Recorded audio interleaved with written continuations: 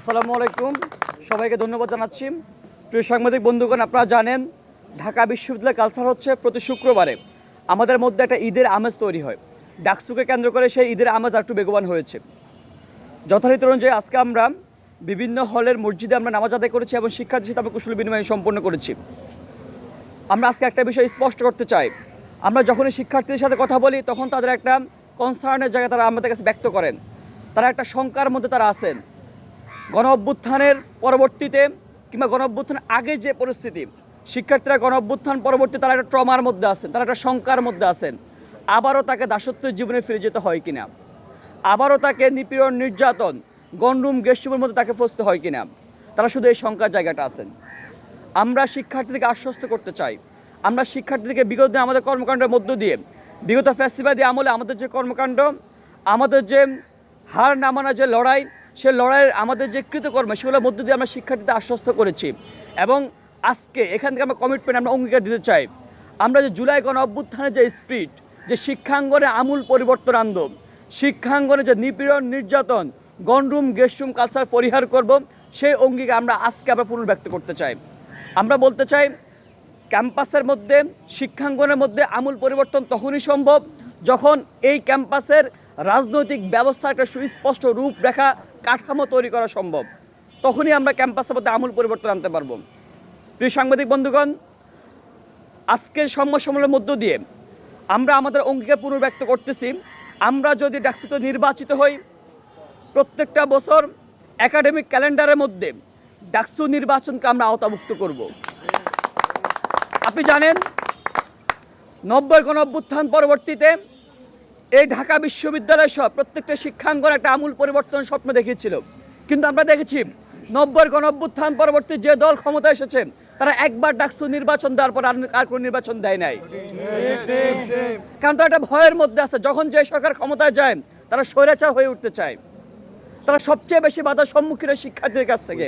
তারা চায় না যে শিক্ষার্থীরা স্বাধীনভাবে ক্যাম্পাসে জীবনযাপন করুক, তারা চায় তাদেরকে দাস বানিয়ে রাখতে চায়। কৃত্রিম একটা সিট সংকট তৈরি করে শিক্ষার্থীদের দুর্বলতার জায়গাকে আঘাত করে তাদেরকে বোকা বানিয়ে রাখতে চায়, তাদেরকে জিম্মি করে রাখতে চায়। আমরা বলতে, আজকে আমাদের আবু বকর মজুমদার আমাদের সহযোদ্ধা বলেছেন, তিনি বলেছেন যে আমরা 1 সিট 1 মেম্বার 1 স্টুডেন্ট আমরা সেটা নিশ্চিত করতে চাই। আপনি দেখেন ঢাকা বিশ্ববিদ্যালয় প্রায় অর্ধেকের বেশি নারী শিক্ষার্থী, অথচ শুধুমাত্র 5 হল নারী শিক্ষার্থীর জন্য। 5 আগস্ট পরবর্তী যখন আপনার বিদেশি ডেলিগেট যখন আসেন নারী শিক্ষার্থী হলগুলো দেখার জন্য, তখন তারা আমাদের প্রশাসনকে ধিক্কার জানিয়ে যায়।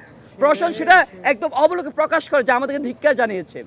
যে এই যে গণরুমের মধ্যে মনে হয় যে মানুষ রোহিঙ্গা ক্যাম্পে মানুষ এমন থাকে না, একজন নারী শিক্ষার্থী কীভাবে থাকে।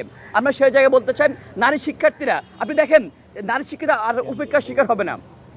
আমরা বলতে চাই নারী শিক্ষার্থী আর কোনো বুলিংয়ের শিকার হবে না, কোনো মোরাল পুলিশিংয়ের শিকার হবে না, সেটা আমরা নিশ্চয়তা করতে চাই। সেটার জন্য আমরা অ্যাক্ট তৈরি করতে চাই।